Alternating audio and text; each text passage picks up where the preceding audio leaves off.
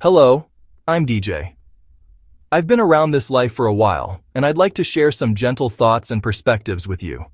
I'm not here to give legal, medical, or financial advice, and honestly, I'm not here to tell you what to do at all. Most of us don't really like advice. I'm here to offer peace, understanding, and encouragement to Gen Xers and Boomers at a time of life that can feel hard to navigate when our bodies are changing. The people around us are changing, and we're quietly wondering, am I prepared if something happens to me?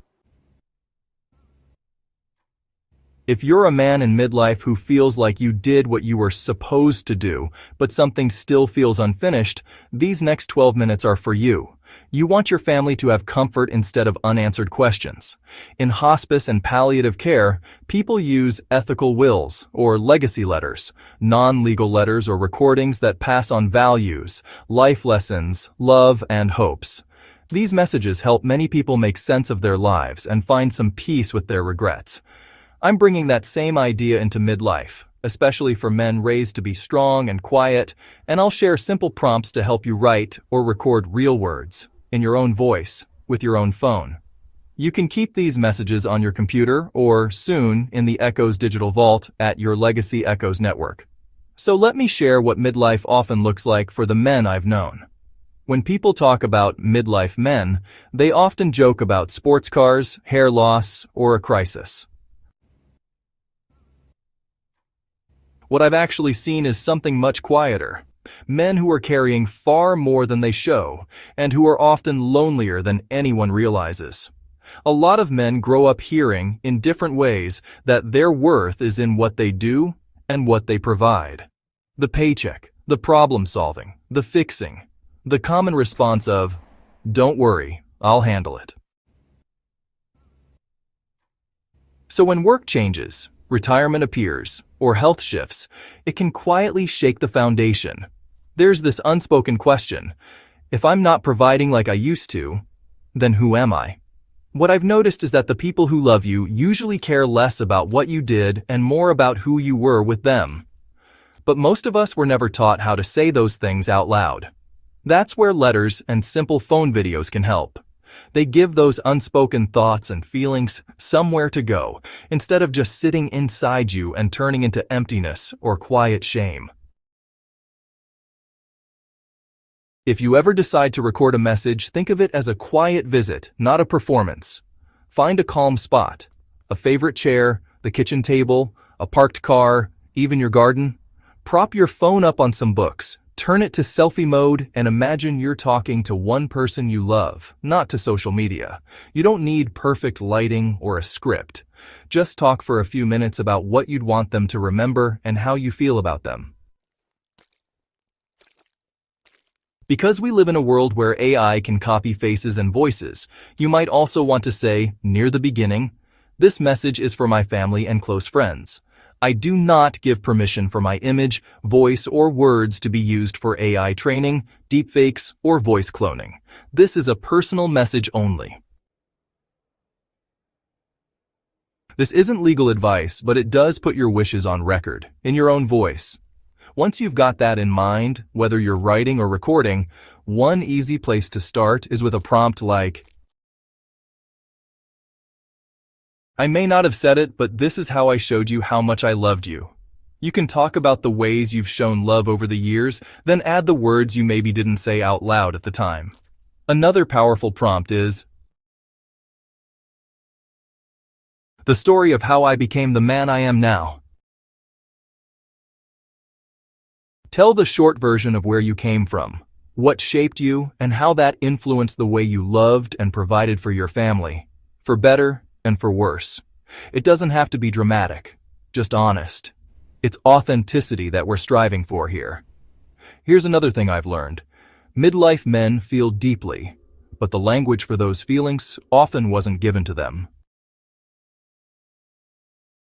As boys, the message was often, "Toughen up, don't cry, man up." As adults, the praise comes for being strong, calm, steady, and not making a fuss.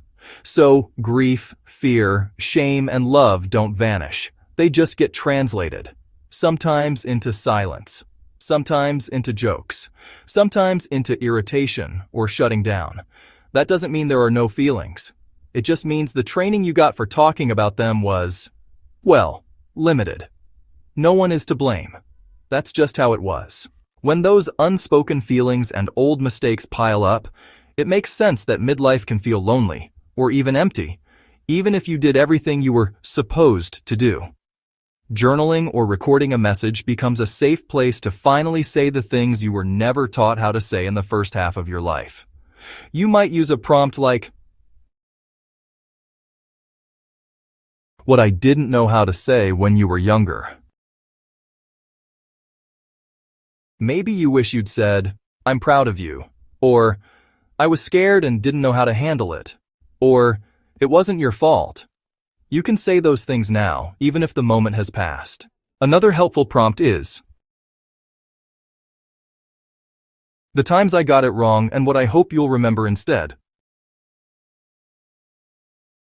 You don't have to list every mistake. Just naming that you got it wrong sometimes and that you cared more than you could show can be so powerful. Then focus on the good memories. Reminisce the times you had fun with your person. Share an inside joke, or tell them how happy you felt spending time with them. Something people may not notice: many midlife men are lonelier than they look on the outside.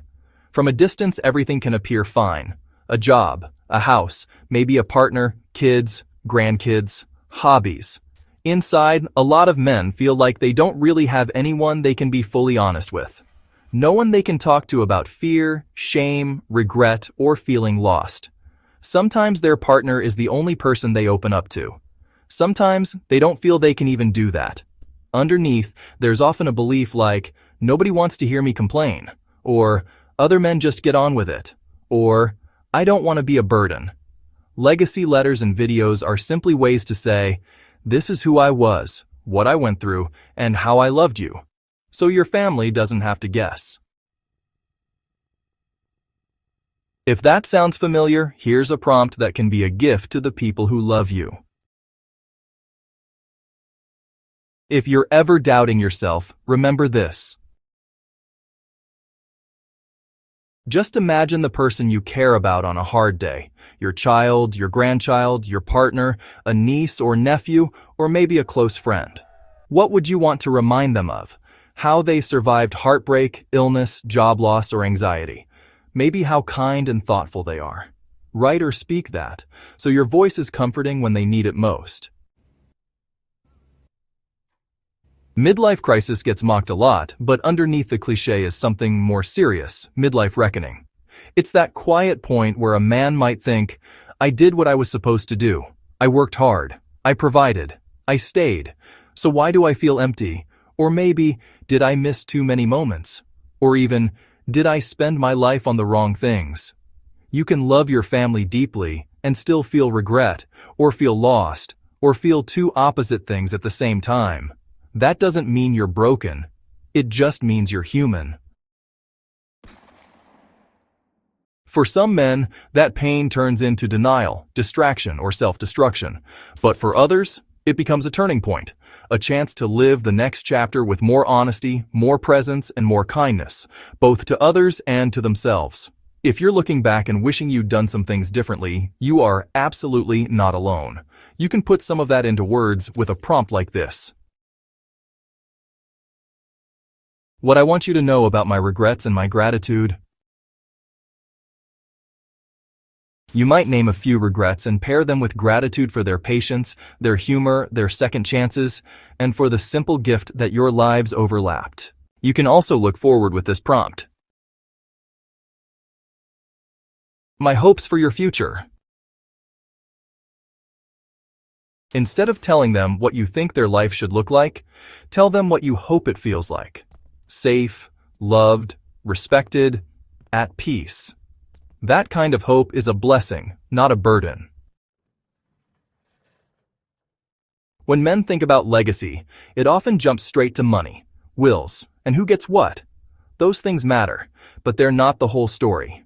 Underneath, the deeper questions sound more like, will they know I loved them? Will they remember me as a good man, even though I wasn't a perfect one? Will they think of me and feel warmth or confusion and pain? The emotional legacy you leave doesn't need to be fancy. It can be a few honest pages or a simple video that someone can replay when they miss you. If you want to make that emotional legacy real and concrete, try prompts like, "The moments I was most proud of you."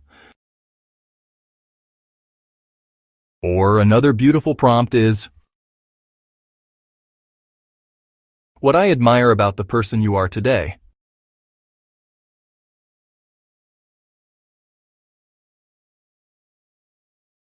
Describing the things you like about them.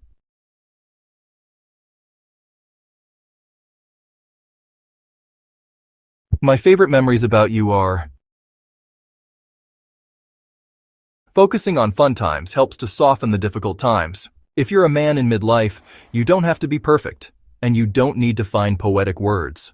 Just one honest letter or one recorded message confessing how important you are to me, this is what I'm sorry for, and this is what I see in you, can echo a long way into someone's future. You are more than what you have provided or the mistakes you've made, and the people who love you will be grateful to have even a small piece of your heart, in your own words, to hold on to when they need it most. Tiny practice idea. Get out your notepad. Before the day is over, if it feels okay, take a quiet minute with a notebook or the Notes app on your phone. Finish these 2 sentences. Something I still feel guilty about is...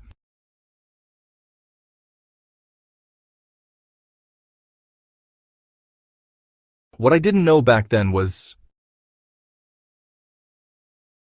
Then say to yourself, I forgive myself, and let this go. You don't have to show this to anyone. You don't have to fix your whole past tonight. Just letting those 3 sentences sit side by side, your guilt, your younger lack of knowledge, and forgiving yourself, is a small way of opening the door to emotional peace. Please check out our nonprofit website at yourlegacyechoes.org. Our Echoes digital vault, where your video letters can be stored, is currently under construction. There is a link to the GoFundMe on our homepage. Thank you for your support.